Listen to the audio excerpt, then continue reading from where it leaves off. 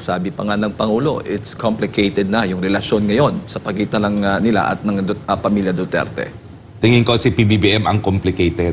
Kasi nga, hindi natin maintindihan kung paano ang pag-iisip niya. Napakadalas niyang bumalentong. At 2 taon pa lang nakakalipas. No? Halos wala pang 2 taon. Papunta pa lang tayo sa 2 taon. No? So kapag ganito ang mga desisyon ng presidente na bale-balentong, siya talaga ang complicated. Unang-una, no? Sabi niya, horrified siya doon sa agreement. Pero sasabihin niya, hindi pa niya alam kung anong nilalaman ng agreement. Hello, bakit ka ba horrified? Di mo pala alam kung ano pa yung agreement. Ngayon naman, secret daw. Anong sekreto dyan? Nalathala nga yan sa mga periodiko, no? Tapos, yung pagsabi na hindi magpapadala ng ibang supplies at pagkain at tubig lamang, alam mo, walang ganyang pinangako ang Presidente Duterte. Ang sabi lang niya, siguraduhin yung walang sundalo kong mamamatay. Pero, ang pumasok sa ganyang kasunduan, ang Presidente Aquino pa. At ito'y kinumpirma ni then Secretary Gazmin, no? So, talagang pinupuruhan ngayon si PRRD dahil alam nila nagsasalita ng katotohanan si PRRD. Huwag na tayo magpaligoy-ligoy po. Yung magiging investigation sa House, yan ang ganti ng Kamara kay PRRD sa lahat ng mga sinabi niya laban sa Kamara, no? Pero wag naman sana makalimot ang mga miyembro ng Kamara bilang isang institusyon, dating kongresista rin ang ating presidente at dating presidente.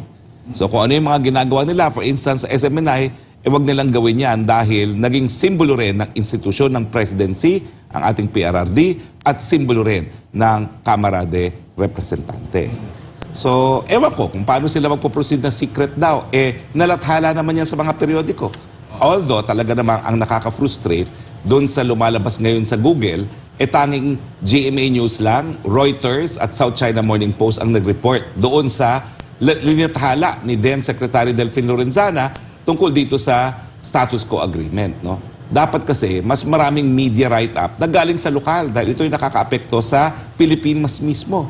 Pero ewan ko, siguro natutulog yung ibang mga reporters habang naghihiring ng budget deliberation sa Department of Foreign Affairs. No? Pero mga partners, sigurado ako naroon ako sa pagpupulong na yon. Kaya naman hindi ko makalimutan itong status quo agreement na ito. Dahil mga panahon na yon, ako ay nasa Kongreso pa, ako ay Deputy Minority Floor Leader, ex-officio member ng lahat ng komite, kasama na yung Committee on Appropriations on Department of National Defense. Ang hindi ko lang alam kung ako nagtanong. Kasi sa lahat naman ng 300 plus members ng Kamara, ako lang talaga yung nag-aral tungkol dito sa West Philippine Sea, yung aking Master of Dissertation sa London, tungkol yan sa West Philippine Sea at na-publish pa nga sa London, sa journal sa London, no? So tingin ko, ako talaga yung merong pinakamalaking interest dyan sa West Philippine Sea nung nagtestigo si Delfin Lorenzana.